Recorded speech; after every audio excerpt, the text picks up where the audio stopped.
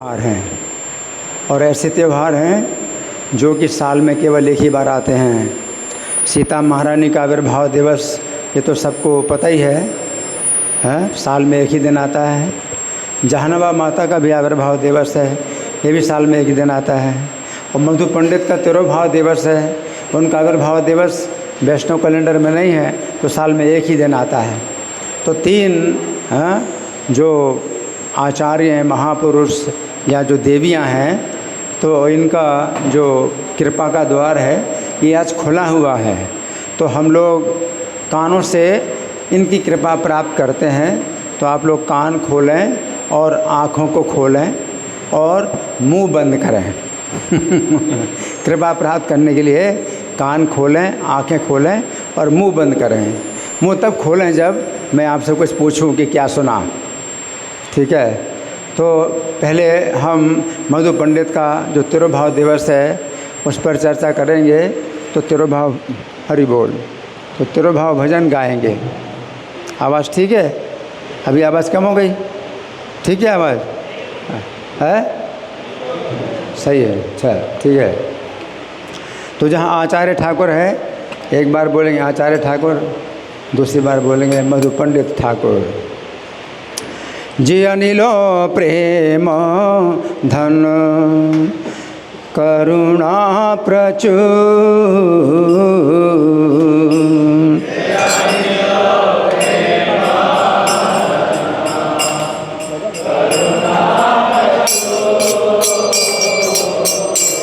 ना प्रभु को था गिला आचार्य ठाकुर,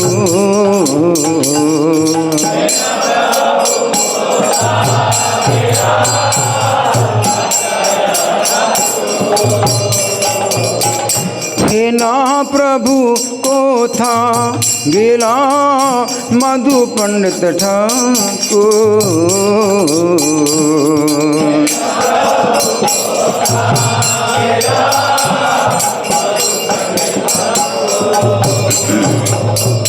कहाँ मोरा स्वरूप रूप कहाँ सनाता,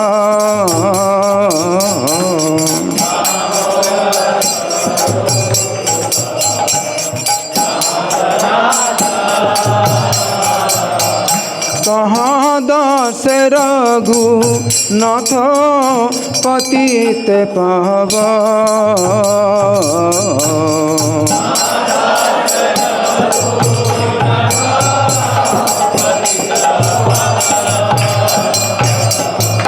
कहाँ मोरा भट्ट जुग कहाँ कबीराज,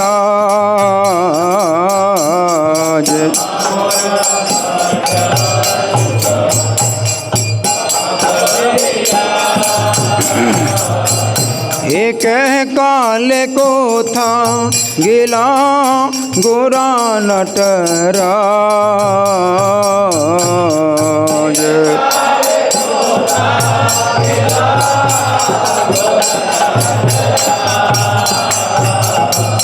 आषाढ़ कुटिबो माथा अनाले पसीबो,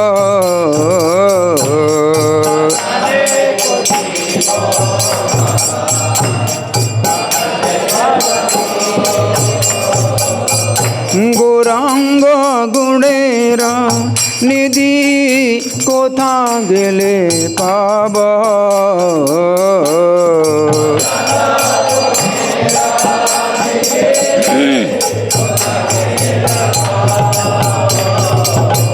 शेषा संगीरा संगे जे कैलो बिलास,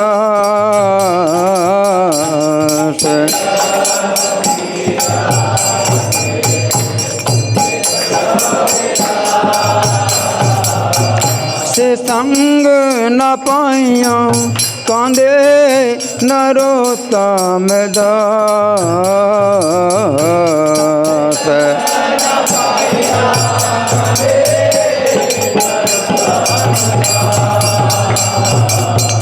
जय वैष्णव ठाकुर, वैष्णव ठाकुर वैष्णव ठाकुर जय वैष्णव ठाकुर।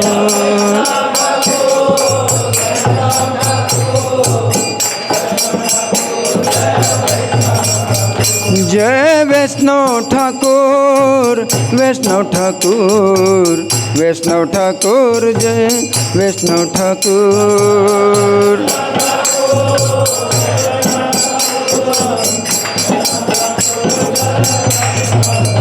नित्य गौर हरि बोल हरि बोल हरि बोल हरि बोल।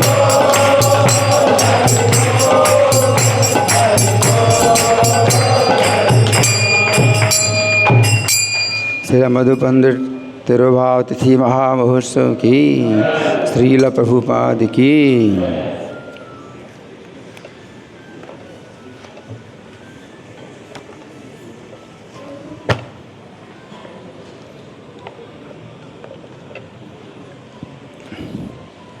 तो मधु पंडित इनको कहा जाता है या मधु गोस्वामी कहा जाता है।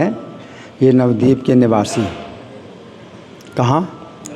नवद्वीप के निवासी थे और गदाधर पंडित के शिष्य थे। पंच तत्व में गदाधर चौथे, पंच तत्व में चौथे गदाधर पंडित के शिष्य थे। और हर समय इनके मुख से भगवान कृष्ण की रसमयी लीलाएं जो है निकलती रहती थीं। और ये प्रभु दर्शन के लिए अधीर हो उठे। भगवान के भक्तों से सुन करके रसमयी लीलाएं ये जो है दर्शन के लिए अधीर हो उठे और भगवान की लीला स्थली वृंदावन में चले आए। सब कुछ छोड़ छाड़ करके चले आए। यहाँ पर आकर परमानंद भट्टाचार्य के साथ में केसी घाट पर निवास करने लगे। और परमानंद भट्टाचार्य ये जो है रूप सनातन के शिक्षा गुरु कहे जाते हैं। रूप गोस्वामी सनातन गोस्वामी के शिक्षा गुरु हैं परमानंद भट्टाचार्य। तो ये जो मधु पंडित हैं ये श्री कृष्ण दर्शन के लिए वृंदावन के वन वन में कुंज कुंज में झांकते फिरते थे। तो कोई ऐसे पागल हो जाए भगवान के दर्शन के लिए तो फिर भगवान कैसे दर्शन नहीं देंगे, है ना। तो क्या था इनका हाल कि कुंज कुंज में और वन वन में झांकते फिरते, भूख प्यास का जो है बिल्कुल ध्यान नहीं है, भूख प्यास का भी पता नहीं, है ना। एक एक ब्रजवासी से ब्रज बिहारी का पता पूछते फिरते हैं पागलों की तरह। बिल्कुल। एक दिन विरह कातर होकर यमुना के किनारे बैठे और हा कृष्ण, हा गोपीजन वल्लभ, हा प्राणनाथ कहाँ हो, इस प्रकार से पुकार रहे हैं, ज़ोर ज़ोर से पुकार रहे हैं। और रोते रोते जो है यमुना जी में इनकी आँखों के आंसू बहते जा रहे हैं और यमुना जी में बाढ़ आ रही। इन्हें कुछ होश ही नहीं है कि बाढ़ आ रही है और ये कितने बड़े संकट में है। ये तो कृष्ण के जो है विरह में अधीर हो रहे हैं। तो देख नहीं रहे यमुना जी में बाढ़ आई है और ये बहुत बड़े संकट में है ना। क्यों? क्योंकि जहाँ तट पर बैठे, यमुना जी के तट पर बैठे हैं, वहाँ जो है बड़ी तेज़ी से कटाव हो रहा है। पानी है ना तट को काट रहा है और पानी तट को काट रहा है तो ये जाएंगे कहाँ? पानी में, है ना। और वो जो है अगाध पानी में ये गिरने वाले हैं, है ना। तो जिस स्थान पर बैठे हुए थे करार में दरार पड़ चुकी थी और यमुना जी में गिरने वाले थे, किंतु इन्हें कुछ पता नहीं है। ये तो भगवान की चिंता कर रहे, तो भगवान इनकी चिंता कर रहे हैं। ये भगवान की चिंता कर रहे हैं कृष्ण के विरह में और भगवान इनकी चिंता कर रहे हैं, है ना। तो भगवान भी चिंता में व्याकुल हैं और बहुत चिंतित हो गए। क्या? किस बात से कि ये तो अब जो है गए यमुना जी के गंभीर जल में गिरे तो गिर जाएंगे। तो भगवान को बड़ी चिंता हुई। तो भगवान जो है बड़ी जल्दी कोई कार्य करते हैं, उपाय करते हैं, तो उनका भी जो है बहुत शीघ्र उपाय होता है। तो उन्होंने जल्दी से अपनी बंसी जो है संभाली और बंसी बट पर त्रिभंग ललित होकर के बंसी की तान छेड़ दी। और बंसी बट पीछे बंसी बट है, यमुना तट पर यहाँ बैठे हैं और बंसी बट पीछे है। तो पीछे से जब बंसी की आवाज़ चलेगी होगी तो पीछे की तरफ जाएं। तो भगवान इनको पीछे करने के लिए पीछे से बंसी की आवाज़ छोड़ी, है ना। तो क्या हुआ, जो जैसे ब्रज गोपियों को बुलाने के लिए श्री कृष्ण जो है बंसी बजाते हैं, तो मधु पंडित उसे सुन करके चौंके और पीछे को देखा कि जिसको मैं पुकार रहा हूँ उसकी बंसी ध्वनि तो पीछे से आ रही है। तो पीछे की तरफ देखा, हाँ, तो गोपीनाथ जी त्रिभंग ललित छवि से मधुर मुरली बजा रहे हैं। त्रिभंग ललित, ललित का मतलब सुंदर, और त्रिभंग का मतलब क्या है, 3 स्थानों से जो टेढ़े हैं। तो कहाँ से, घुटने से, कमर से और गर्दन से। तो त्रिभंग ललित वो छवि जो है भगवान की क्या है, बहुत सुंदर होती है। त्रिभंग ललित छवि में भगवान बंसी बजा रहे हैं, है ना।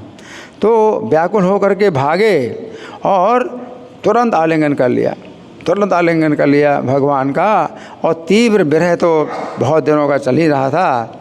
तो भक्तमाल में जो है इस आता है कि जमुना चढ़त काट करत करारे जहाँ, बंसी बट तट डीठ परो सो अनूप है, अंक भरी लिए दौड़ अजहूँ लो सिर मोर, चाहे भाग भाल साथ गोपीनाथ रूप है।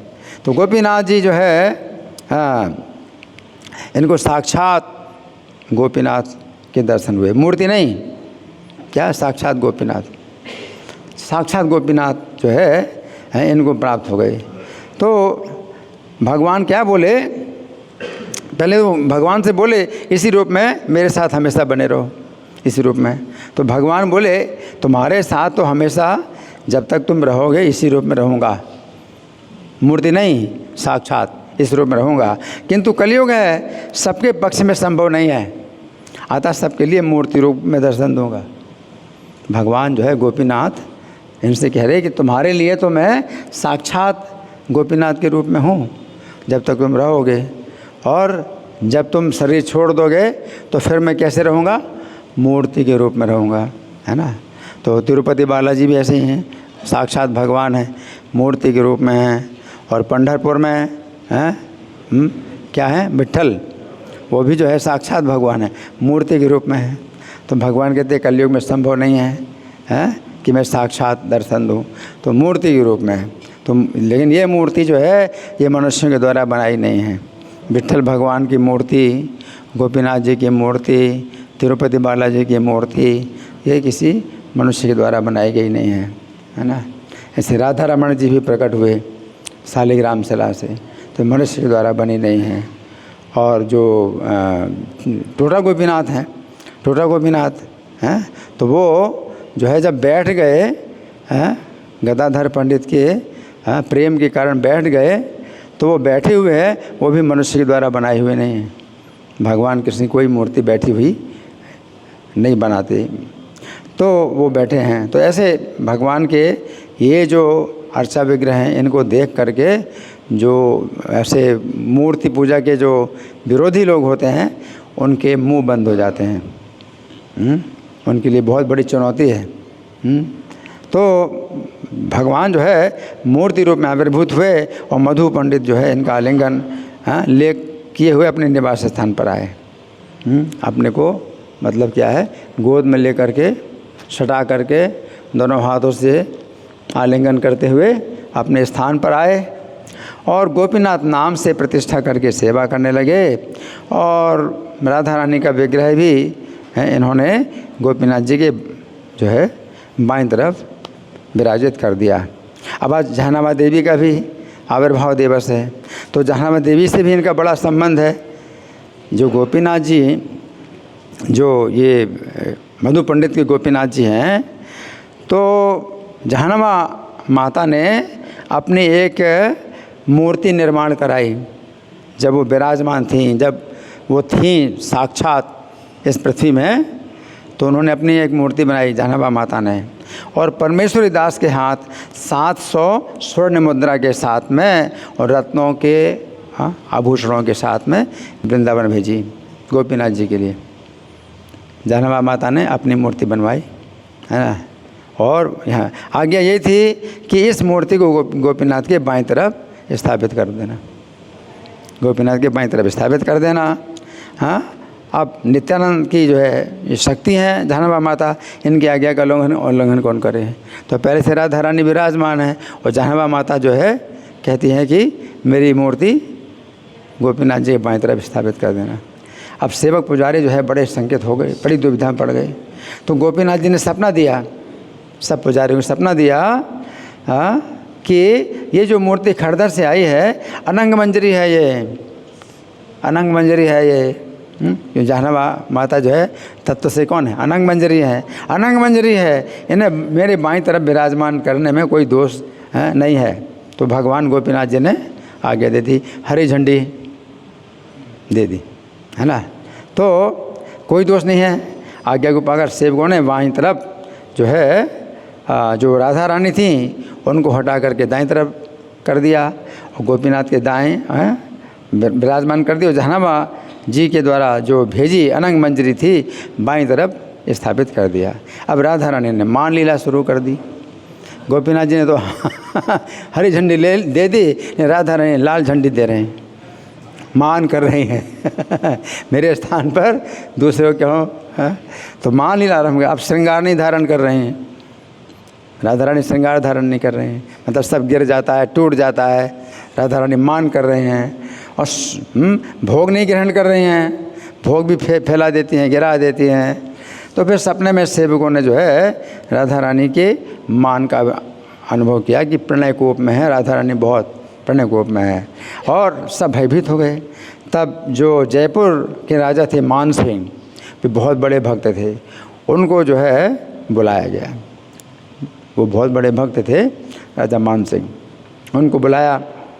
जितने ब्रजवासी गौड़ी वैष्णव थे तो सभा बुलाई उन्होंने, राजा मान सिंह ने सब वैष्णवों की, और निर्णय किया कि राधा जी को फिर से बाईं तरफ अनंग मंजरी को दाईं तरफ विराजमान कर दिया जाए। गोपीनाथ जी तो राजी हैं लेकिन राधा रानी राजी नहीं है। तो ठीक है, तो राधा रानी की इच्छा है तो राधा रानी को बाईं तरफ और अनंग मंजरी को दाईं तरफ विराजमान कर दिया। तो फिर राधा रानी बहुत प्रसन्न हो गई और सेवक भी बड़े संतुष्ट हो गए और सेवा कर रहे हैं, है ना। तो राधा रानी की छोटी बहन है, अनंग मंजरी राधा रानी की छोटी बहन है। तो अपनी बात मनवाने के कुछ दिनों बाद राधा रानी ने सेवकों को आज्ञा दी, अनंग मंजरी को फिर से बाईं तरफ और मुझे दाईं तरफ विराजमान कर दो। तो बस खुश हो गई राधा उनकी आज्ञा के अनुसार। मतलब राधा रानी का ये कहना है कि गोपीनाथ जी कौन होते हैं आज्ञा देने वाले गोपीनाथ जी की आज्ञा से तुमने किया, मेरी आज्ञा से नहीं किया, तो मान कर रहे हैं बहुत ज़्यादा। फिर बाद में उन्होंने खुद आज्ञा दे दी, ठीक है अब मुझको दाईं तरफ विराजमान कर दो, अनंग मंजरी को बाईं तरफ विराजमान कर दो। तो अपनी आज्ञा के अनुसार जो है जब कार्य होता है तो फिर राधा रानी संतुष्ट हो गए हैं।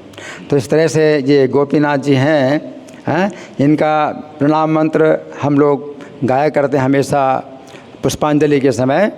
गोपीनाथ जी का श्रीमान रास रसारंभी बंसी बड़ तटस्थिता करसन वेणु सुनैर गोपीर गोपीनाथा श्रेष्ठुनहा, है ना। तो गोपीनाथ जी का जो है ये ऐसा जो महात्म्य है ये मधु पंडित के कारण है, और जहानाबा माता का भी जो है इसमें बहुत विशेष संबंध है गोपीनाथ जी के द्वारा। तो अब हम जहानाबा माता के बारे में सुनेंगे। तो इनके बारे में कहा गया है, श्री वारुणी रेवत वंश संभवे तस्य प्रिय द्वे वसुधा च जाह्नवी श्री सूर्यदासस्य महात्मनः सुते ककुद्मी रूपस्य च सूर्य तेजसः। तो भगवान बलराम की जो दो पत्नियां थीं कृष्ण अवतार में, वारुणी और रेवती, तो यही दो पत्नियां गौर अवतार में नित्यानंद की पत्नियां बनी। और वो कौन है, वसुधा और जाह्नवी। जो वारुणी देवी हैं बलराम की पत्नी, वो वसुधा के रूप में जन्मी, और जो रेवती हैं बलराम की पत्नी वो जाह्नवी के रूप में जन्मी। और जो सूर्यदास जो इन दोनों के पिता हैं, ये दोनों बहन हैं, जाह्नवी और वसुधा दोनों बहन हैं और एक ही पिता हैं सूर्यदास। तो श्री सूर्यदासस्य महात्मना सुते ककुद्मी रूपस्य च सूर्य तेजसः।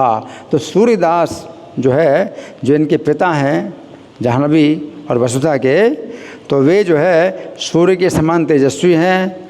और ये ककुदमी ही जो जाह्नवे जो उनके रेवती के पिता ककुदमी वही जो है गौर लीला में कौन है? सूर्यदास।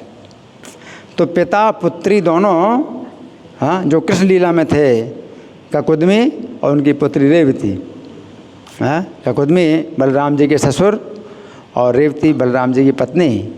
तो वे दोनों पिता पुत्र हैं गौर लीला में भी प्रकट हुए पिता और पुत्री के रूप में, है ना। तो सूर्यदास पिता हैं ककुदमी, और जो उनकी पुत्री हैं रेवती, तो ये जाह्नवा रेवती हैं, है ना। तो ये जो है जब रेवत नाम के राजा थे हैं कुशस्थली जो द्वारका, है ना, तो कुशस्थली के राजा थे। तो ये जो है अपनी पुत्री रेवती को ले गए थे ब्रह्मा जी के पास। ब्रह्मा जी के पास ले गए थे अपनी पुत्री रेवती को कि इसके योग्य, मेरी पुत्री के योग्य कोई वर आप बताइए, है ना। अब ये सोचिए कि जो है ये 28वां द्वापर चल रहा था जब कृष्ण का अवतार हुआ, तो 28वां द्वापर चल रहा था, हैं। और उस समय जो है ये पहला ही सतयुग था जिस समय ये राजा ककुदमी और रेवती उनकी पुत्री थी।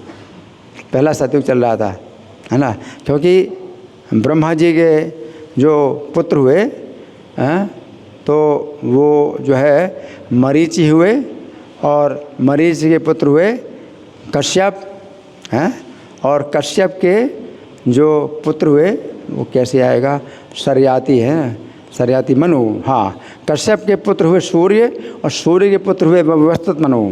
वैवस्वत मनु के जो पुत्र हुए हाँ वो सरयाति हुए, है ना। और सरयाति के पुत्र हुए आनर्त, और आनर्त के पुत्र हुए रेवत, और रेवत के पुत्र हुए ककुदमी, हैं। तो मतलब ये जो वैवस्वत मनमंत्र चल रहा है, तो मनु के जो है मतलब बहुत निकट की पीढ़ी है जो ककुदमी है, जो रेवती पता है, तो मनु के बहुत निकट की पीढ़ी है ना। और सोचिए कि अब 28वें द्वापर में अपनी पुत्री का विवाह कर रहे हैं, किसके साथ? बलराम जी के साथ। तो जब ब्रह्मा जी के पास गए थे ककुदमी अपनी रेवती पुत्री को लेकर के, तो वहाँ पर कुछ नृत्य गीत चल रहा था, तो थोड़ी देर के लिए रुक गए। तो करीब 20 मिनट के लिए रुक गए। वो तो रुकना पड़ता है ना, अगर कुछ चल रहा है कार्यक्रम तो रुकना पड़ता है। और जब वो कार्यक्रम समाप्त हो गया नृत्य गीत का, तो ब्रह्मा जी से पूछते हैं कि मेरी पुत्री की योग्य आपका वर बताइए।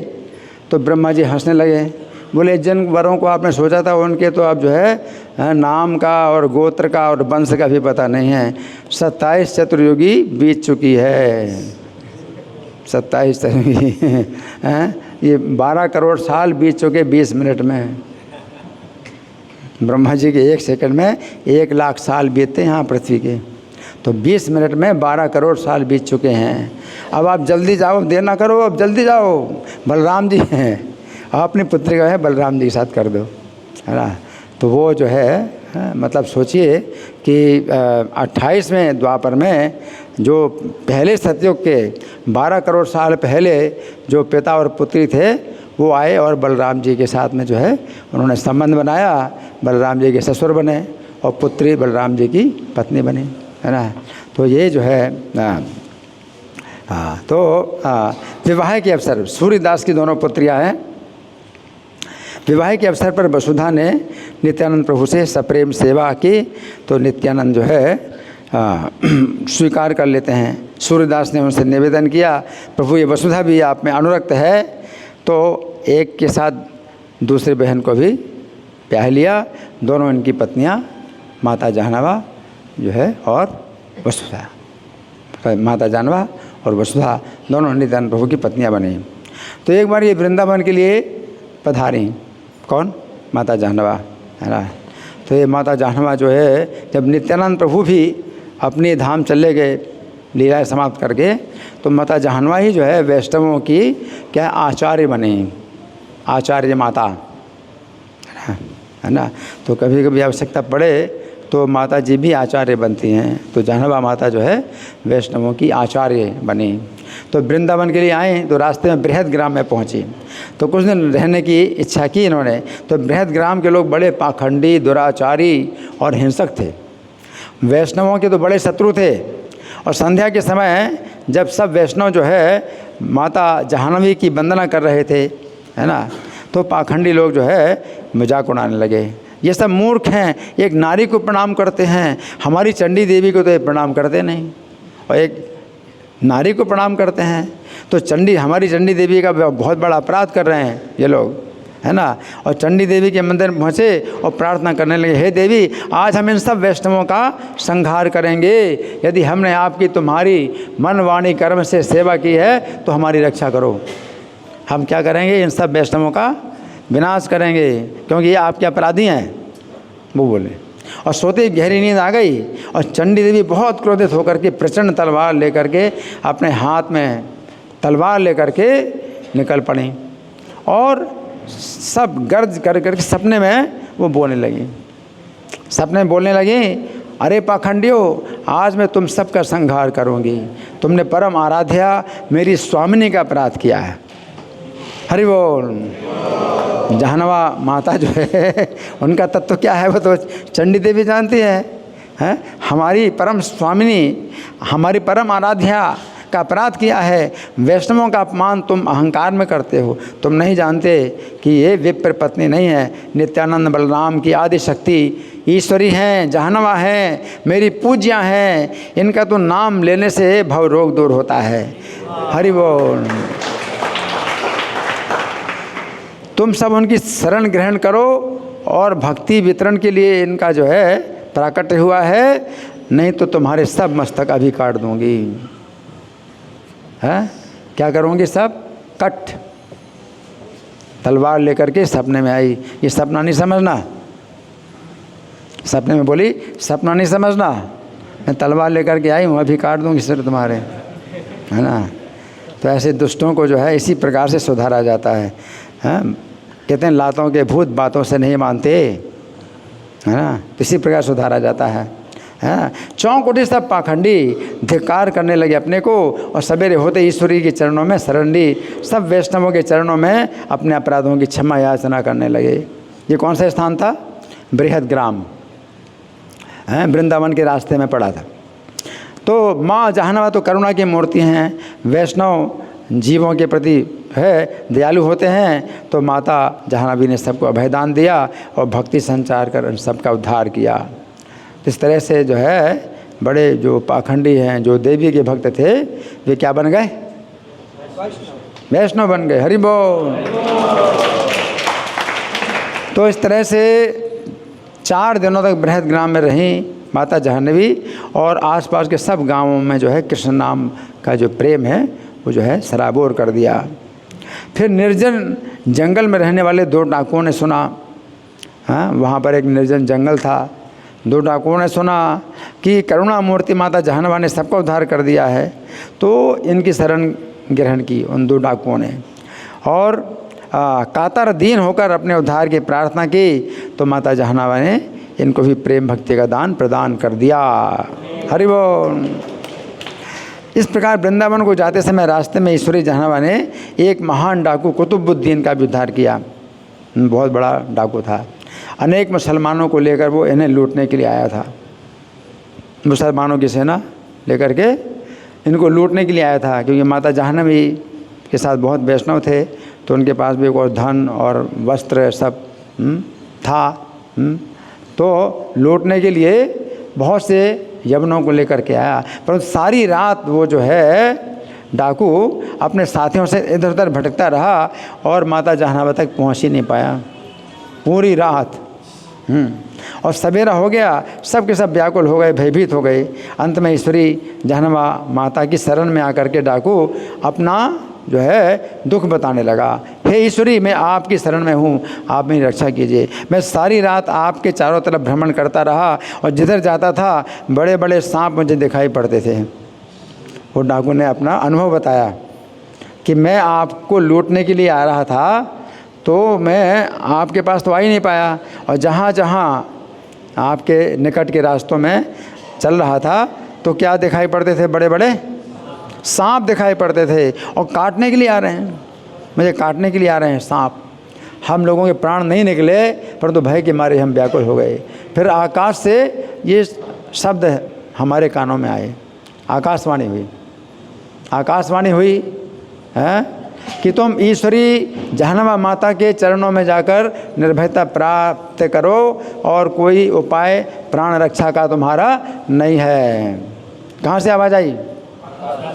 आकाशवाणी हुई, कोई उपाय नहीं रक्षा का, शरण लो हैं। तो हे माता, आप हम सब की रक्षा करो। तो माता जाह्नवी ने इन सब को अभयदान दिया। सबके सब कृष्ण गुणगान करने लगे और सदा के लिए कृष्ण भक्त बन गए। हरि बोल। जाह्नवा माता आविर्भाव तिथि महामहोत्सव की जय।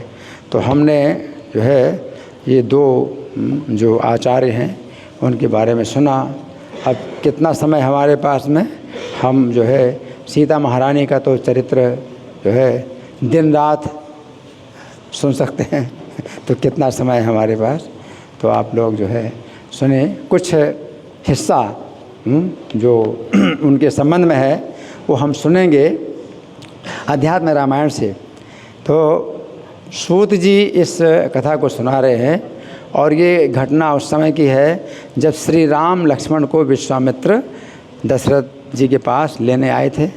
दशरथ जी से लेकर के राम लक्ष्मण को और सिद्धाश्रम में गए, और वहाँ कामाश्रम जो स्थान है तो वहाँ पर रात में रुके थे। और फिर सिद्धाश्रम में उन्होंने मारीच बाहु जो यज्ञ में बाधा करने वाले बहुत बड़े राक्षस थे तो उनका दमन किया, है ना। और उसके बाद फिर 3 दिन तक विश्वामित्र जी राम लक्ष्मण को कथाएं सुनाते रहे। और फिर चौथे दिन जो है श्री राम जो है विश्वामित्र जी उनको कहते हैं, विश्वामित्र जी ने लक्ष्मण और राम से कहा कि अब हम महाराज जनक से पालित मिथिलापुरी को चलेंगे, है ना। तो ये जो गौतम मुनि का आश्रम था जहाँ अहिल्या का उद्धार किया, अहिल्या शिला रूप में हो गई थी, तो उस कथा में हम नहीं जाएंगे, उसमें बहुत टाइम लग जाएगा। तो वो शिला रूप में हो गई थी अहिल्या, तो उसका जो है उद्धार किया। तो अपने चरण छू करके, अपने चरण को जो है स्पर्श करा के उस शिला से जो है अहिल्या देवी प्रकट हो गई। और उसी समय वहीं वो गंगा के तट पर था, अब गंगा पार करके मिथिला जाएंगे। तो जो नाविक की कथा आती है तो हम लोग ज़्यादातर जो नाटक में दिखाते हैं कि नाविक की कथा आती है, जो केवट है तो वो रामचरितमानस में भी है। तो जब वन गमन हो रहा है सीता राम लक्ष्मण का, तो उस समय जो है वो केवट वो बोलता है कि मैं आपके जो है चरणों को धो करके ही नाव में बैठाऊंगा। तो ये जो कथा है नाविक की, ये उस समय की नहीं है, ये इस समय है जब मिथिलापुरी जा रहे हैं और गंगा के तट पर गौतम मुनि का आश्रम था, वहाँ पर अहिल्या को उद्धार किया, उसी समय है। तो जो उस समय यज्ञोत्सव विश्वामित्र जी कहते हैं कि वहाँ का यज्ञोत्सव हम देखेंगे। विश्वामित्र जी कहते हैं राम लक्ष्मण से कि मिथिलापुरी में बहुत बड़ा यज्ञोत्सव हो रहा है, तो हम उसको देख करके और फिर तुम अयोध्यापुरी को लौट जाना। विश्वामित्र जी मतलब राम के विवाह की तो कोई बात ही नहीं थी कि राम का विवाह होना है। हाँ, अब वो विश्वामित्र जी जानते हैं, अंदर से जानते हैं कि राम का विवाह वहाँ होना है, लेकिन वैसे ऊपर की जो लीला है उसमें कुछ ऐसी बात ही नहीं आई कि राम का विवाह होना है और वहाँ पर कोई सीता स्वयंवर होना है। तो सीता का स्वयंवर भी नहीं होना है, और ना राम का विवाह होना है, ना कुछ ऐसा है। बस यज्ञोत्सव देख करके तुम चले जाना अयोध्या और मैं चला जाऊंगा सिद्धाश्रम वापस। अभी हम जाएंगे तो हम तीनों जाएंगे एक साथ मिथिलापुरी में, और राजा जनक का यज्ञोत्सव देखेंगे। इस तरह से कहते हैं दृष्ट्वा क्रतुवरं पश्चात् अयोध्यां गन्तुमर्हसि इत्युक्त्वा प्रयो गंगाम् उत्तरतुं सह राघवः तस्मिन् काले नाविकेन निषिद्धो रघुनंदनः। तो तीनों नाव में चढ़ने के लिए आए। तीन कौन है? नाव में चढ़ने के लिए? विश्वामित्र जी और राम और लक्ष्मण तीनों, लेकिन तीनों में से एक को रोका नाविक ने एक को रोका उसने नाविक ने, हैं? किनको बोला? किनको? निषिद्धो रघुनंदन, रघुनंदन को रोक दिया, आप नहीं बैठ सकते मेरी नाव में, आप नहीं बैठ सकते, है ना। तो नाविक बोला, हे नाथ, ये बात प्रसिद्ध है, आपके चरणों में कोई मनुष्य बना देने वाला चूर्ण है अभी अभी तो हुआ है, हाँ, हमारे सामने एक घटना हुई है, आपके चरणों में कोई मनुष्य बना देने वाला चूर्ण है। अतः शिला में और लकड़ी में क्या भेद है? पत्थर की शिला है और लकड़ी हमारी नाव है, उससे क्या अंतर पड़ता है? तो आप नाव में बैठोगे, है ना, तो क्या होगा? नौका पर चढ़ाने के पहले मैं आपके चरण कमलों को धोऊंगा, है ना। तो चरणों को धोने का कितना अच्छा बहाना ऐसे मना करेंगे, कहते हैं नहीं, मैं जो है आपके चरणों को जो है धो करके चढ़ाऊँगा, ऐसे मैं आपको नहीं चढ़ाऊँगा। छालयामि तव पाद पंकजम नाथ दारुदृशतो के मंथनम मानुषीकरण चूर्णमस्थिते पादयोरिति कथा प्रथीयसी। इस प्रकार आपके चरणों को मैं जो है जब धो लूँगा, धूल चूर्ण पूरा निकाल लूँ, आपके चरणों में जो चूर्ण लगा हुआ है उसको निकाल लूँगा, तब गंगा जी के उस पर ले चलूँगा। नहीं तो हे प्रभु, आपके चरण रस के स्पर्श यदि मेरी नौका सुंदरी युवती हो जाएगी तो मेरे कुटुंब की आजीविका मारी जाएगी हैं? तो नाव ही तो मेरी आजीविका है, मेरी आजीविका चली जाएगी, हैं? आपके चरण के स्पर्श से अगर ये स्त्री बन जाए। पादाम्बुजं ते विमलं हि कृत्वा पश्चात परम तीरमहं नयामि नो चेत् तर्हि सद्युवती मलेन साचेद विभो विद्धि कुटुंब हानि। मेरे कुटुंब की बहुत बड़ी हानि हो जाएगी।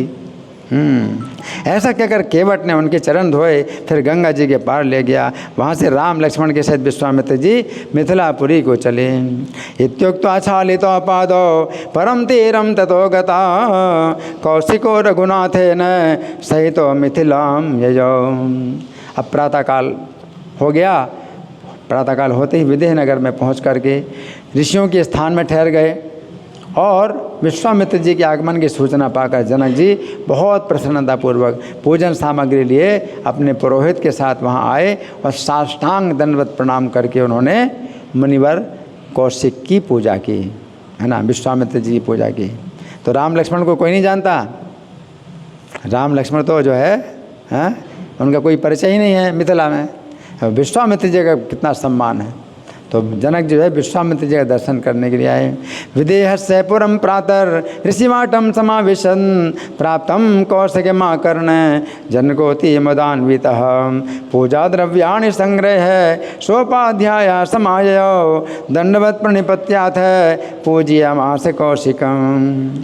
फिर साक्षात जो है दसों दिशाओं को देदीप्यमान करते हुए इन जो है राजकुमारों को देख करके पूछने लगे। जनक जी देख रहे हैं कि दो राजकुमार इनके साथ हैं। किसके साथ हैं? विश्वामित्र मुनि के साथ हैं। और कैसे दसों दिशाओं को क्या प्रकाशित कर रहे हैं। इतना तेज है इन दो राजकुमारों में, दसों दिशाओं को प्रकाशित कर रहे हैं। तो इनको देख करके पूछने लगे। पप्रच्छ राघवो दृष्ट्वा सर्वलक्षण संयतो द्योतयन्तो दिशा सर्वास चंद्र सूर्य एवं पर। अब जनक जी क्या पूछते हैं, ये देव पुत्रों के समान दो किसके पुत्र हैं? राजकुमार, दो राजकुमार किसके पुत्र हैं? कैसे हैं ये? देव पुत्रों के समान। ये किसके पुत्र हैं? ये मेरे हृदय में नर नारायण के समान प्रीति उत्पन्न करते हैं। नर नारायण, ये भी दोनों भाई हैं, राम लक्ष्मण की तरह नर नारायण भी हैं। तो ये जो है इस स्वयंभू मनवंतर में धर्म जो ब्रह्मा जी के स्तन से उत्पन्न हुए धर्म देवता, तो उनकी पत्नी मूर्ति से ये नर नारायण का जन्म हुआ, है ना।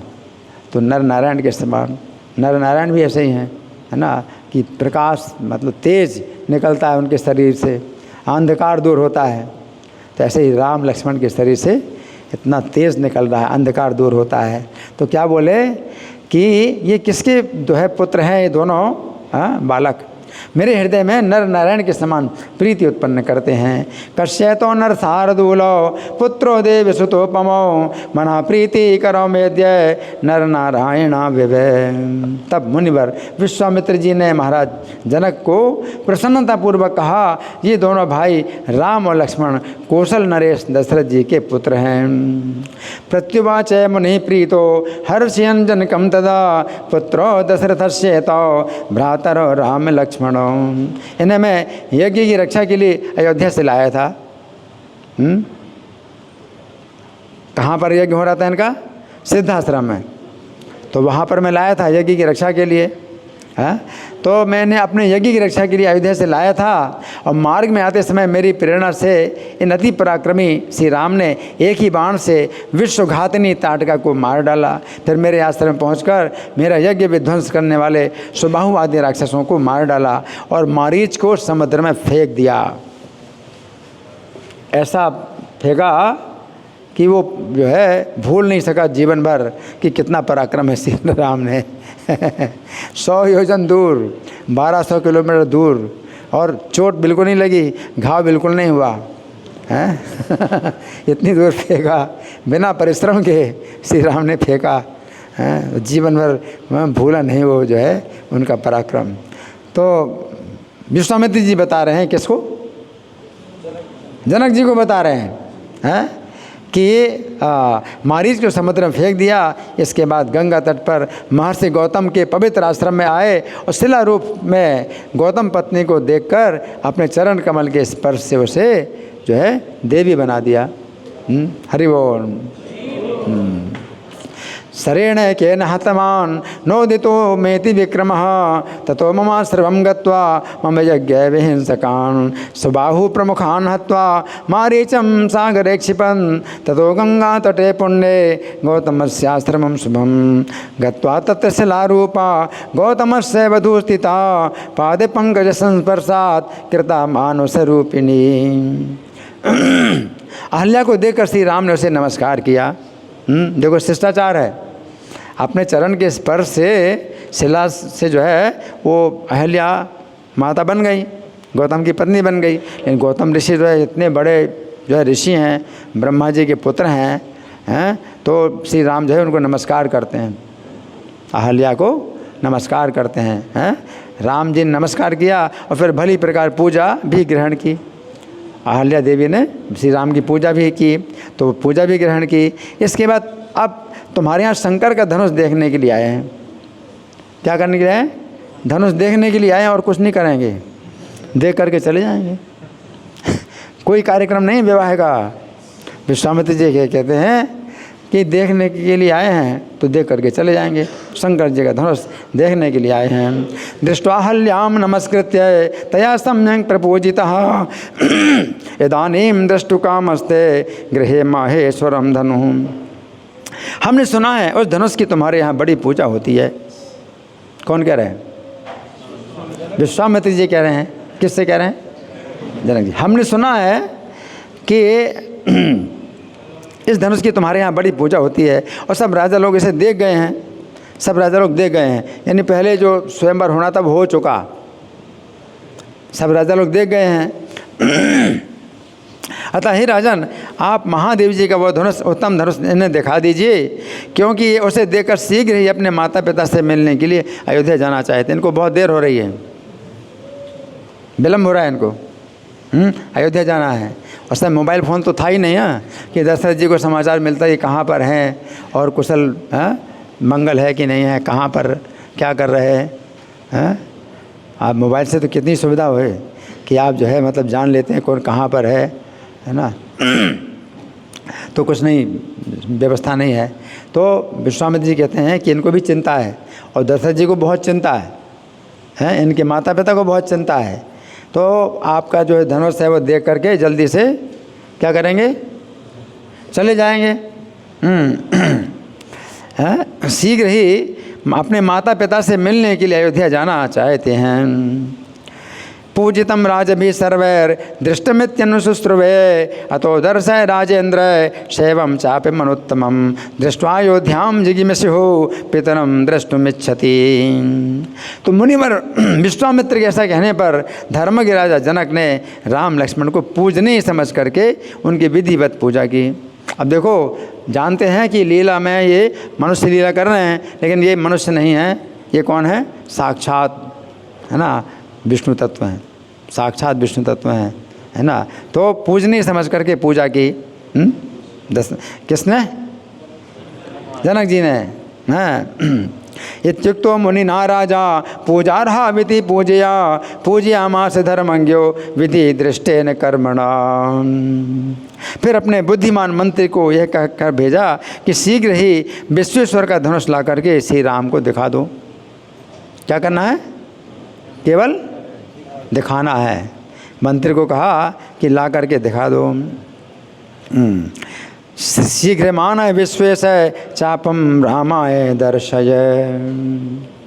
अब मंत्री चले गए तो महाराज जनक जो है विश्वामित्र जी बोलते हैं।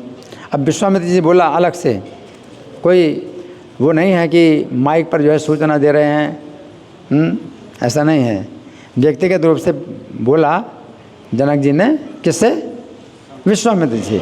जब मंदिर चले गए तो बोला यदि श्री राम इस धनुष को उठाकर उसकी कोटियों पर रौंदा चढ़ा देंगे, हैं, तोड़ना नहीं है, धनुष की तो पूजा होती है, तो तोड़ना थोड़ी धनुष को, रौंदा चढ़ा देंगे। रौंदा कैसे चढ़ाएंगे कि वो धनुष है वो मतलब एक बहुत बड़ी जो है वो है धातु का, बिल्कुल सीधा वो है डंडा जैसा, बहुत बड़ा, है ना। तो एक जो है सिरे पर उस जो है जो रस्सी है वो बांधना है, उसको प्रत्यंचा बोलते हैं, और दूसरे धनुष को फिर मोड़ करके उसको जो है दूसरे उसमें लगाना पड़ता है, हुक जो है उसमें लगाना पड़ता है, तो मोड़ करके, है ना। तो अगर उसमें जो है रौंदा चढ़ा दें, प्रत्यंचा चढ़ा दें, तो मैं अपनी कन्या सीता का उनके साथ विवाह कर दूंगा। मैं निश्चित रूप से अपनी कन्या सीता का इनके साथ विवाह कर दूंगा। तो ये बात जो है बाद में बोली उन्होंने, दिखाने की बात चल रही थी, तो दिखाने के साथ साथ बोले चलो प्रयोग कर लो, ट्राई कर लो। तो जनक जी ने कहा, तब विश्वामित्र जी श्री राम की ओर देखते हुए मुस्कुरा करके बोले ठीक है। विश्वामित्र जी मुस्कुराए और राम की तरफ देखते हैं, कहते ठीक है। गतो ततो गते मंत्री बरे राजा कौशिकम अब्रवीत यदि रामो धनुर्धृत्वा कोट्याम आरोपयेद गुणम तदा मयात्मजा सीता दीयते राघवाय ही तथेति कौशिकोप्या है रामम संवीक्ष संस्मितम। तब राजन आप शीघ्र ही वो श्रेष्ठ धनुष श्री राम को दिखाइए। कौन बोले? विश्वामित्र जी बोले। तो मुनीश्वर कैसा कहते ही बड़े बलवान 5000 धनुष वाहक उस धनुष श्रेष्ठ को लेकर वहाँ आ पहुँचे। अब यहाँ तो 5000 धनुष वाहक बताए गए हैं, लेकिन श्रीमद् भागवत में बताया गया 5000 जो है वो आदमी थे जो धकेलते थे और पहियों की जो है गाड़ी थी, 5000 पहियों की गाड़ी को धकेल रहे थे। हाँ, तो 5000 धनुष वाहक उस धनुष श्रेष्ठ को लेकर वहाँ आ पहुँचे। उस धनुष में सैकड़ों घंटियाँ बंधी हुई थीं और हीरे और मणि से पूरा जो है बना हुआ सुसज्जित था। शीघ्रम दर्शय सामग्र्यम रामायाम तेजस एवं ब्रुवति मौनीश आगताश्चाप्य वाहका चापम गृहीत्वा बलिनः पंचसहस्र संख्यका घंटा शतय समायुक्तम मणिवज्रादिभूषितम। तब उन मंत्रीवर ने राम को वो धनुष दिखाया और प्रसन्नचित श्री राम ने उसे देखते ही दृढ़ता से कमर कसकर उस धनुष को खेल करते हुए बाएं हाथ से उठा करके थाम लिया। ऐसे श्री राम ने थाम लिया और सब राजाओं के देखते देखते उस पर रौंदा चढ़ा दिया। दर्श्यामास रामाय मंत्री मंडलतांबरः दृष्ट्वा रामः पृष्ठात्मा बद्ध्वा परिकरं दृढ़ं गृहीत्वा वाम हस्तेन लीलया तोलयन् धनुः आरोपयामास गुणं पश्यत् सुखिल राजसु। फिर सबके हृदय सर्वस्व श्री राम ने अपने दाएं हाथ से उस धनुष को थोड़ा सा खींचा। वो तोड़ना थोड़ी था, धनुष को तोड़ना नहीं था, थोड़ा सा खींचा हैं। अब जब उसमें प्रत्यंचा चढ़ा दी तो थोड़ा प्रयोग तो करना ही चाहिए ना। तो धनुष को थोड़ा सा खींचा था, लेकिन वो चूँकि बहुत समय से रखा हुआ था तो इतना कठोर हो गया था कि वो मुड़ने के लिए तैयार नहीं। तो जैसे श्री राम ने खींचा तो इतना कठोर था कि वो जो है टूट गया, है ना। तो वो कमज़ोर नहीं हुआ था बल्कि और कठोर हो गया।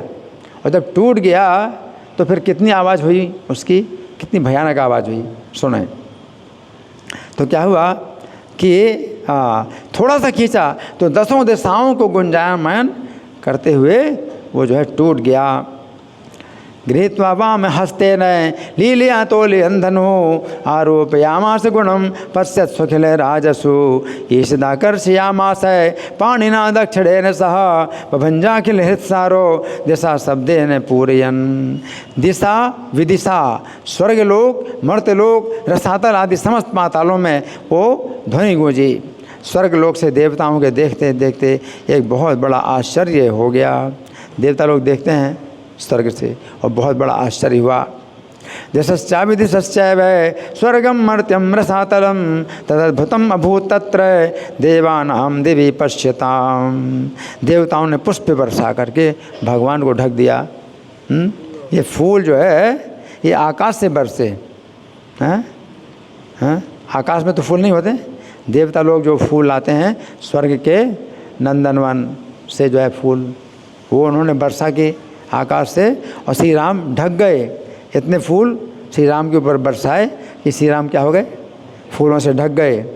और दुंदुभी आदि बजाते हुए उनकी स्तुति की। आकाश में देवता लोग दुंदुभी बजा रहे हैं, अप्सराएं नृत्य कर रही हैं। आकाश में नृत्य कर सकती हैं अप्सराएं? आप तो आकाश में खड़े भी नहीं हो सकते। अप्सराएं आकाश में नृत्य कर सकती हैं, देवता लोग आकाश में खड़े हो सकते हैं, है ना। तो दुंदुभी बजा रहे हैं, है ना। तो इस तरह से नृत्य और जो है ये बाजे बजे। आच्छादयन्तः कुसुमैर देवां स्तुतिभिरीडिरे देवी दुंदु भयो ने दुर नंतुश्चाप्सरो गणाम। धनुष के 2 खंड हुए देखकर महाराज जनक ने श्री राम का आलिंगन किया और अंतःपुर के आंगन में स्थित सीता जी की माताएं बहुत विस्मित हो गईं। दुधाभग्नं धनुर्दृष्ट्वा राजा लिंग रघुद्वहं विस्मयं लेभिरे सीतां सीता मातरोन्तः पुराजिरे। तब समस्त आभूषणों से विभूषित सीता माता जो है सोने जैसे रंग वाली है, उनका शरीर सोने जैसा है, दाहिने हाथ में सोने की माला लिए और वहाँ पर भगवान श्री राम के पास आई। सीता स्वर्णमयीं मालां गृहीत्वा दक्षिणे करे स्मितवक्त्रा स्वर्णवर्णा सर्वाभरण भूषिता। मुक्ताहार धारण किए हैं सीता जी, कर्ण फूल धारण किए हैं, झमझमाते पायजेब से विभूषित हैं, शरीर में उत्तम साड़ी पहने हुए हैं। मुक्ताहार है कर्णपत्र कुलचरण चरण रूपुना कुणचरण नूपुरा दुकूल परिसंविता वस्त्रांतर व्यंजत स्तनी। सीता जी नम्रता पूर्वक वो जयमाला श्री राम के ऊपर डाल देती हैं। उस समय श्री राम के हरि बोल हरि बोल, उस समय श्री राम का भुवन मोहन रूप को जो है झरोकों से देख कर के सब रानियाँ बहुत आनंदित हुईं। श्री राम का रूप कितना सुंदर है। रामस्योपरि निक्षेप्य स्मयमानामुदं ययौ ततो मुमुदिरे सर्वे राजधारा सुलंकृतम्। तब महाराज जनक ने मुनिवर विश्वामित्र जी से कहा, जनक जी जो है मुनिवर विश्वामित्र जी से कहते हैं, गवाक्ष जाल रंध्रेभ्यो दृष्ट्वा लोक विमोहनम ततो ब्रवीण मुनिम राजा सर्वशास्त्र विशारदः। क्या बोले जनक जी, हे मुनिवर कौशिक जी, आप तुरंत ही महाराज दशरथ के पास पत्र भेजिए। तो राम लक्ष्मण को जल्दी जाना था, तो अभी अब कार्यक्रम बदल गया, अब राम लक्ष्मण नहीं जाएंगे, पत्र भेजिए और उनको बुलाइए, है ना। अब तो जल्दी शीघ्र ही आप महाराज दशरथ के पास पत्र भेजिए और कुमारों के विवाह उत्सव के लिए शीघ्र ही पुत्र और रानियां और मंत्रियों के साथ यहाँ पधारें। सभी पुत्रों के साथ, अपनी सब रानियों के साथ, मंत्रियों के साथ में पधारें। तब विश्वामित्र जी ने बहुत अच्छा कह करके शीघ्रगामी दूतों को भेजा, बहुत जल्दी जाएं। जनकपुर से अयोध्या दूतों को भेजा। भो कौशिक मुनि श्रेष्ठ है पत्रम प्रेषय सत्वरम राजा दशरथा शीघ्रम आगच्छतु सपुत्रकः विवाहार्थम कुमाराणाम सदा रहसा मंत्र भी तथेति प्रेषयामास दूतान त्वरित विक्रमान। अब दूतों ने जाकर के महाराज दशरथ से श्री राम का कुशल मंगल बताया। सबसे पहले तो कुशल मंगल बताया, आपके पुत्र जो है दोनों कैसे हैं, हाँ, सर प्रकार से कुशल हैं। और फिर श्री राम के अद्भुत कार्य का वृत्तांत सुन करके महाराज दशरथ परम आनंद में डूब गए। ते गत्वा राजशार्दूलम राम श्रेयो निवेदयन् श्रुत्वा रामकृतं राजा हर्षेण महताप्लुतः। फिर महाराज दशरथ मिथिलापुरी को चलने के लिए शीघ्रता कर रहे हैं। क्या कर रहे हैं? बहुत शीघ्रता कर रहे हैं। और मंत्रियों से कहते हैं हाथी घोड़े रथ और पैदल सहित सब लोग मिथिलापुरी को चलिए। सेना के जितने हाथी हैं, घोड़े, रथ हैं और पैदल सैनिक सब मिथिलापुरी को चलो। मिथिलागमनार्थाय त्वरयामास मंत्रिणः गच्छन्तु मिथिलां सर्वे गजासो रथपत्ययः। मेरा रथ भी तुरंत ले आओ। कौन कह रहे हैं? दशरथ जी कह रहे हैं मेरा रथ भी तुरंत ले आओ, देरी ना करो। मैं भी आज ही चलूँगा।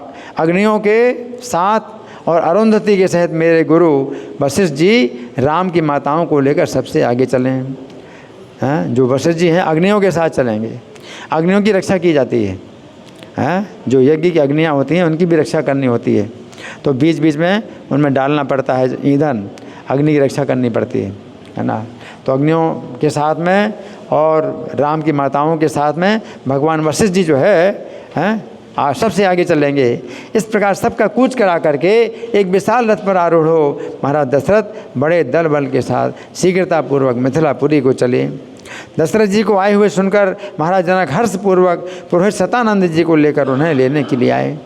अब ये पुरोहित सतानंद जो है ये कौन हैं? जो जनक महाराज के पुरोहित हैं।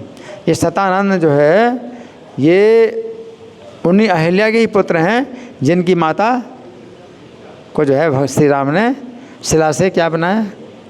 माता बनाया, है ना। उन्हीं के पुत्र सतानंद जी, है ना। तो सतानंद जी जो है दशरथ जी के पुरोहित हैं। और नहीं, सतानंद जी जनक जी पुरोहित हैं और वशिष्ठ जी दशरथ जी पुरोहित हैं, है ना। तो अपने पुरोहित सतानंद को लेकर के दशरथ महाराज का जो है वो जो है स्वागत करने के लिए आए। हाँ, और राजा का जो है यथोचित रीत से सत्कार और पूजन किया। रथमानय में शीघ्रम गच्छाम्यद्य विमाचिरम वसिष्ठत्वंग्रतो यातो सदारा सहितोग्निभिः राम मातृ समादाय मुनिर्मे भगवान गुरु एवं प्रस्थाप्य सकलम राजर्षिर्विपुलं रथम महत्या सेनया सार्धम आरुह्य त्वरितो ययो आगतम राघवम श्रुत्वा राजा हर्ष समाकुलः। तब लक्ष्मण के सहित श्री राम ने पिता के चरणों में प्रणाम किया। और राजा दशरथ ने प्रसन्न होकर राम से कहा, राम आज बड़े भाग्य से मैं तुम्हारा कमल के समान मुख देख रहा हूँ, तुम्हारा मुख कमल देख रहा हूँ। मुनिवर की कृपा से सब प्रकार से मेरा कल्याण ही हुआ है। रामस्तु लक्ष्मणेनाशु ववंदे चरणों पितुः ततो हृष्टो दशरथो रामं वचनम् अब्रवीत् दृष्ट्या पश्यामि ते रामे मुखं फुल्लाम्बुजोपमं मुनेरनुग्रहार्थ सर्वं संपन्नम मम शोभनम। ऐसा कहकर पुनः पुनः हृदय से लगा रहे हैं। कौन? दशरथ जी। किसको लगा रहे हैं हृदय? राम को। पुनः पुनः राम को अपने हृदय से लगा करके और मस्तक सूंघ रहे हैं और बड़े हर्ष से वे जो है परम आनंद प्राप्त कर रहे हैं।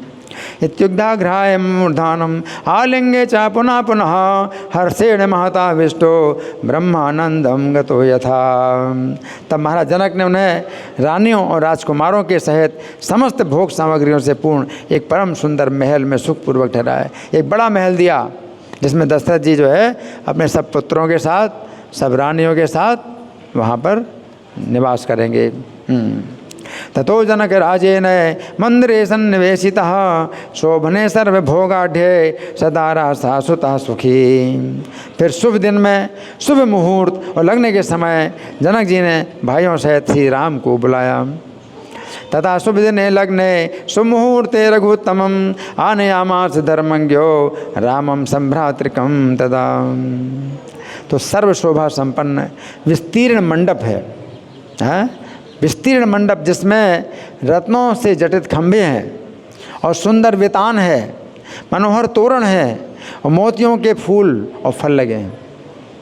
फूल और फल क्या है? मोतियों के लगे हैं। और सोने के आभूषणों से भूषित वेद पाठी ब्राह्मण हैं। जो वेद पाठ करने वाले ब्राह्मण हैं, सोने के आभूषण पहनाए गए उनको, ब्राह्मणों को, हैं।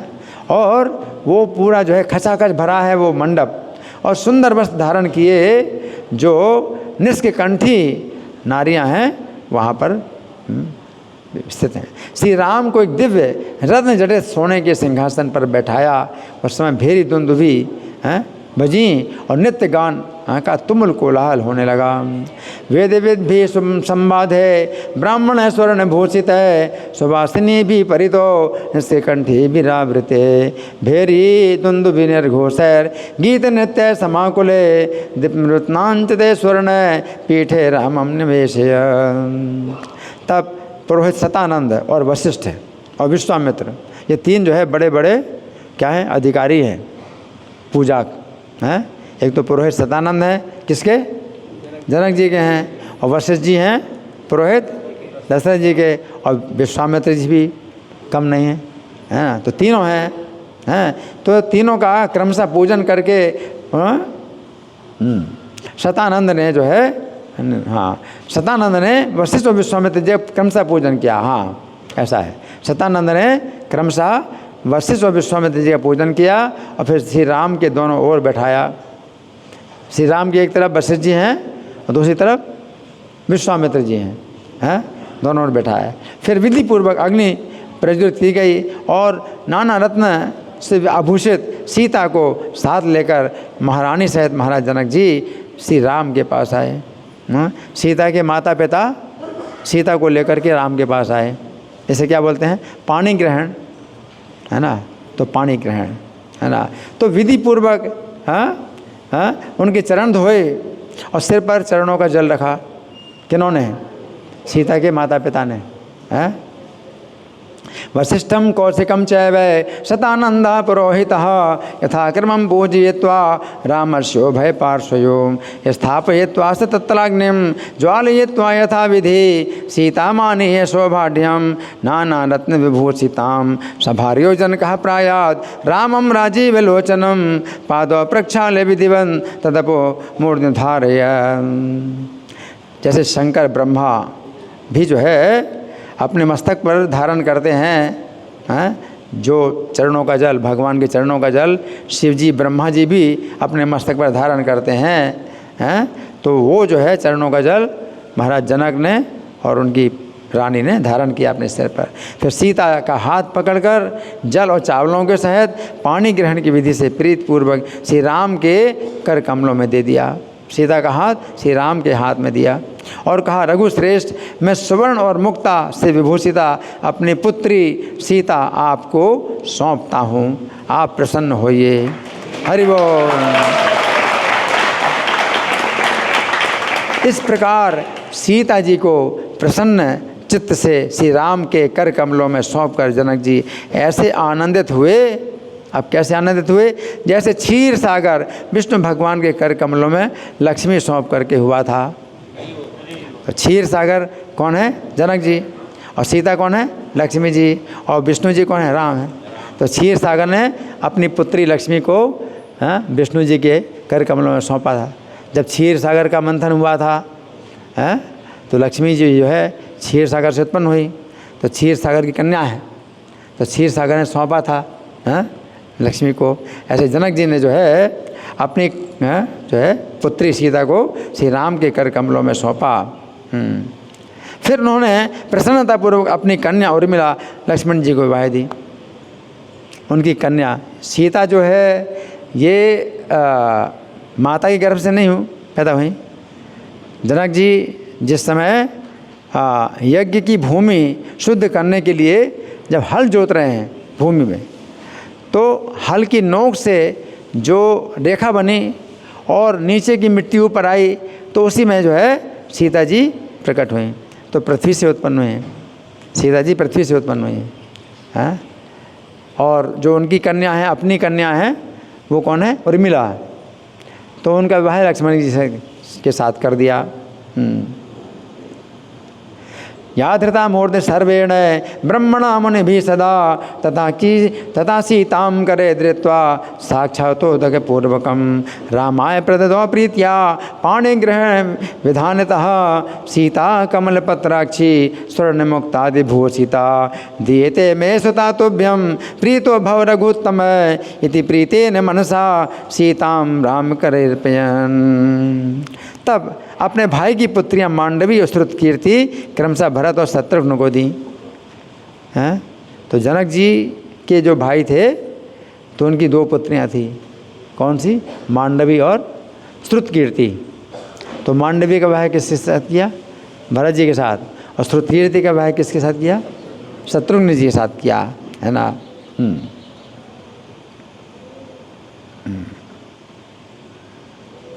तथैव श्रुतकीर्तिं च मांडवीं भ्रातृकन्यके भरताय ददावेकां शत्रुघ्नाय परां ददौ। इस प्रकार चारों भाई पत्नियों सहित साक्षात दूसरे लोकपालों के समान अपने प्रकाश से शोभित हुए। अब ये चार भाई हैं, इन चारों के एक साथ विवाह हुए, तो इनकी तुलना की दूसरे लोकपाल, कि लोकपाल भी चार हैं, चार दिशाओं के चार लोकपाल हैं। चार दिशाएं, पूर्व पश्चिम उत्तर दक्षिण, तो चार दिशाओं के चार ही लोकपाल होते हैं। तो चार लोकपालों के समान ये चार भाई, है ना, जो कि अपने शरीर के तेज से दिशाओं का अंधकार दूर कर रहे हैं। तो इस तरह से लोकपालों के साथ तुलना की गई।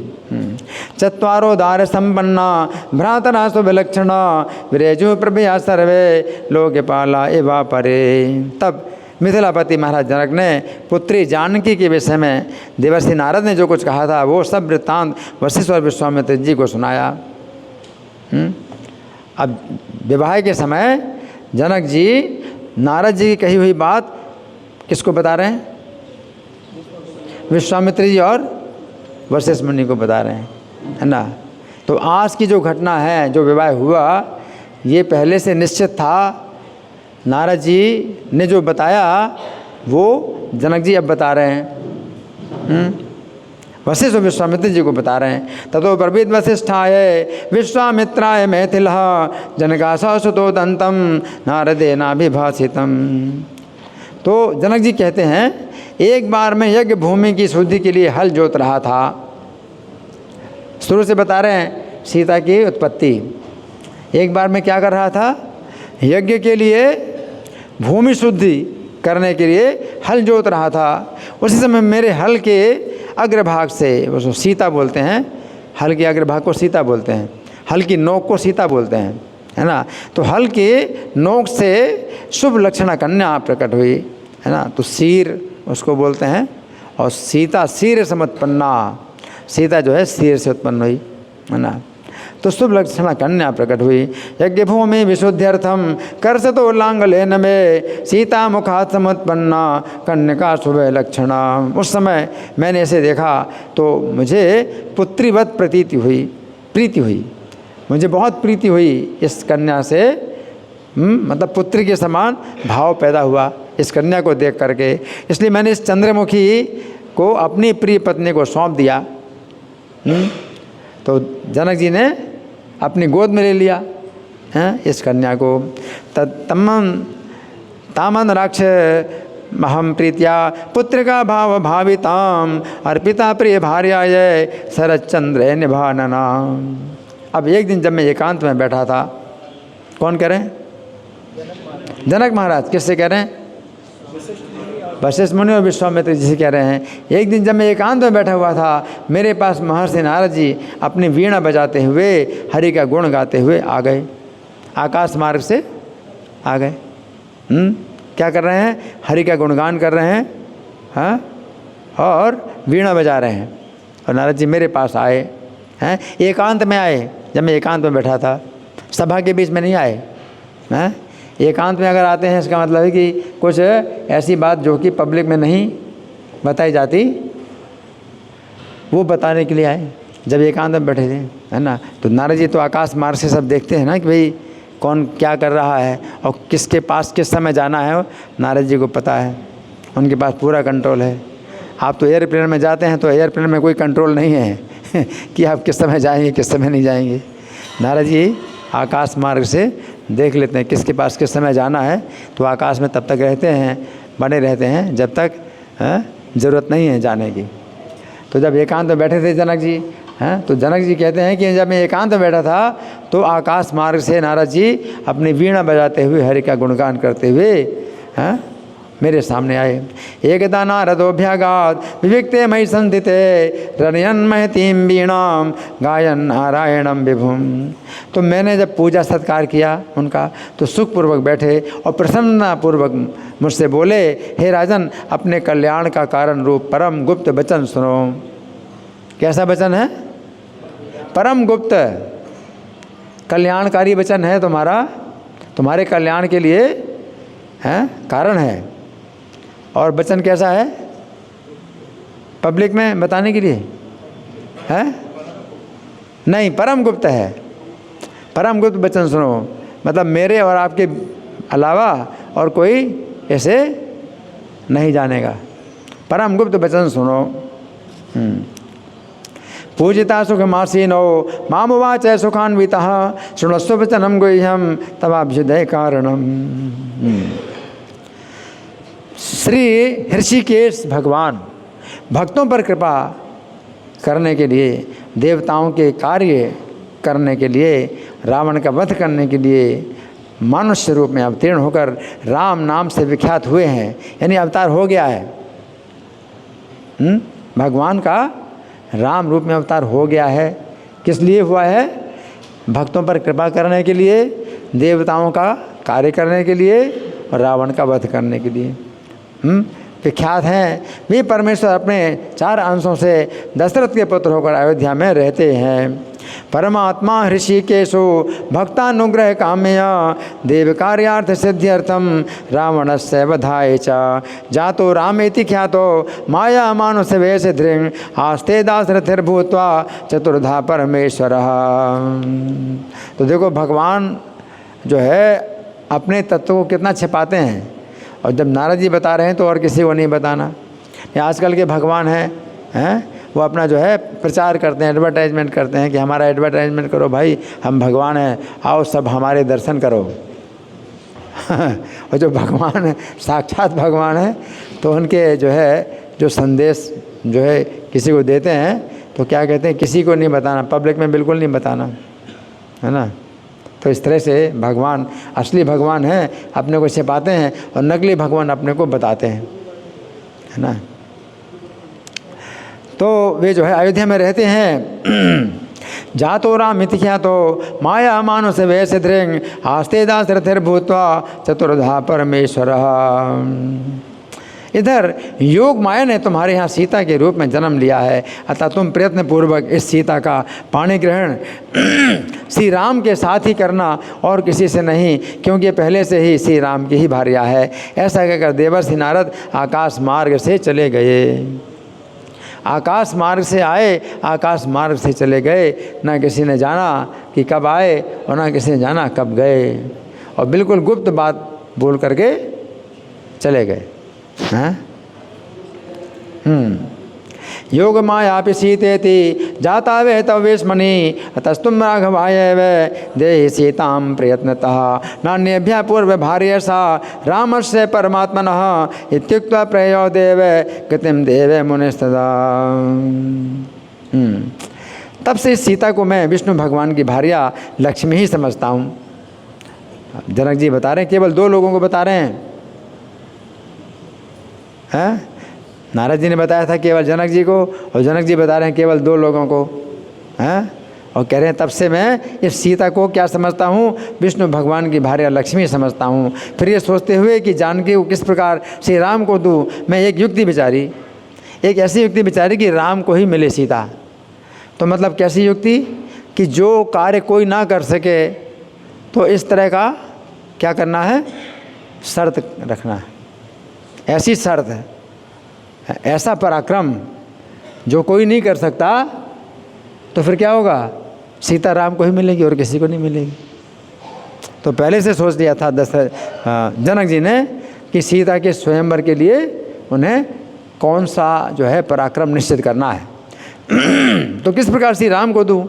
मैंने एक युक्ति विचारी। पूर्व काल में श्री महादेव जी ने त्रिपुरासुर को भस्म करने के बाद ये धनुष मेरे दादा के यहाँ धरोहर के रूप में रखा था।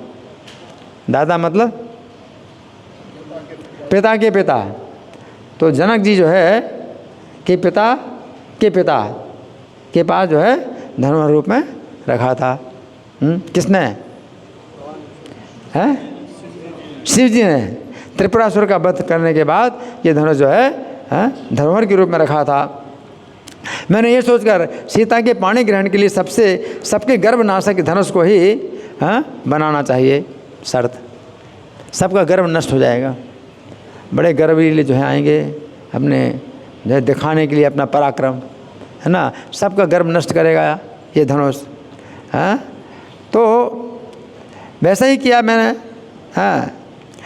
तो हे मुनिश्रेष्ठ, आपकी कृपा से यहाँ कमल नयन श्री राम धनुष देखने आ गए। आपकी कृपा से आए राम धनुष देखने के लिए, नहीं तो राम कैसे आते। विश्वामित्र ने कहा चलो हम वो यज्ञ उत्सव देखेंगे और फिर चले जाएंगे। हरि बोल हरि बोल। अभी थोड़ी देर और सुन लीजिए, जिनकी सेवा है वो जा सकते हैं, नहीं तो आप लोग बैठिए थोड़ी देर और सुन लीजिए, है ना। तो उन्होंने जो है जनक जी बता रहे हैं कि मैंने पहले से सोच लिया था कि सीता को श्री राम को ही सौंपना है, और दशरथ जी के यहाँ श्री राम जो है पुत्र रूप में हैं, तो सीता को सौंपने के लिए मैंने कैसा जो है निश्चित किया पराक्रम, ऐसा पराक्रम निश्चित किया सबका गर्व दूर करेगा ये। तो आपकी कृपा से श्री राम धनुष देखने आ गए, इससे मेरा मनोरथ सफल हो गया। हे राम, आज मेरा जन्म सफल हो गया। मैं आप सीता के साथ एक आसन पर विराजमान आपको देख रहा हूँ। प्रभु, आपके चरणों के जल को सिर में धारण करके ब्रह्मा जी सृष्टि चक्र में प्रवर्तित हुए। तब उनको सृष्टि करने की शक्ति प्राप्त हुई। आपके चरणों का जल जब सिर में धारण किया ब्रह्मा जी को, तो सृष्टि करने की शक्ति प्राप्त हुई ब्रह्मा जी को। तो वो जल मैंने अपने सिर में धारण किया है ना। तदारभ्य मया सीता विष्णुर्लक्ष्मीर्विभाव्यते कथम मया राघवाय दीयते जानकी शुभा इति चिंता समाविष्टः कार्यमेकं चिन्तयं मत्पितामह गेहेतु न्यासभूतमिदं धनुः ईश्वरेण पुरा क्षिप्तं पुरदाहादनन्तरं धनुरेतत्पणं कार्यम् इति चिन्त्य कृतं तथा सीतापाणिग्रहणार्थाय सर्वेषां माननाशनं तत्प्रसादान् मुनिश्रेष्ठ रामो राजीवलोचनः आगतो त्रयधनुर्द्रष्टुं फलितो मे मनोरथः अद्य मे सफलं जन्म राम त्वां सह सीतया। आपके चरण के जल के प्रताप से बलि को इंद्र का पद प्राप्त हुआ है। क्या बलि महाराज को इंद्र का पद कैसे प्राप्त हुआ?